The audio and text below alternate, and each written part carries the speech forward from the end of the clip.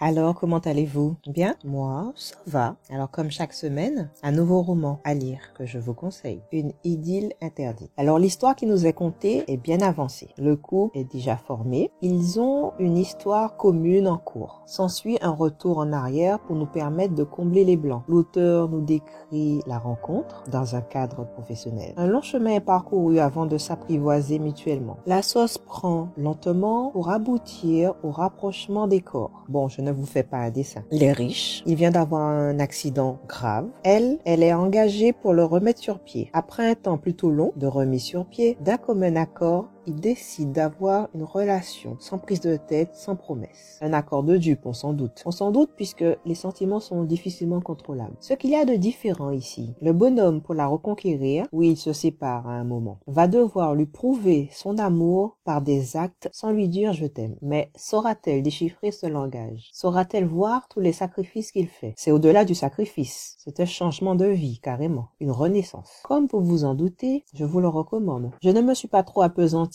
sur les éléments de l'histoire, comme d'habitude, pour vous permettre d'être dans la découverte. Vous serez d'accord avec moi. 110, 120 pages, c'est vraiment pas long. Ma notation est de 5 étoiles. Pourquoi? Surtout parce qu'on nous amène progressivement à une histoire romantique où il se court après à tour de rôle. Et l'issue, bien sûr, c'est du Harlequin, hein? Collection Azur, c'est un roman d'amour. Voilà pour une idylle interdite. Si vous voulez en savoir un peu plus, ce qui nous est conté au dos du livre. Un emploi de phytothérapeute auprès d'un puissant homme d'affaires anglais, dans un lieu suffisamment exotique pour lui faire oublier ses errements sentimentaux, Diana ne pouvait rêver mieux. Pourtant, Édouard de Saint-Cyr n'est pas un patron comme les autres. Il la pousse dans ses retranchements, se moque sans vergogne de sa timidité et de sa pudeur, mais surtout, il fait naître en elle des sensations d'une puissance inouïe. Pour la première fois, Diana ressent du désir, une chaleur brûlante qui l'envahit dès qu'elle doit effleurer le corps d'athlète d'Édouard, mais aussi de la frustration, car ce corps qui l'attire tant est celui de son client, et il lui est strictement interdit. Voilà,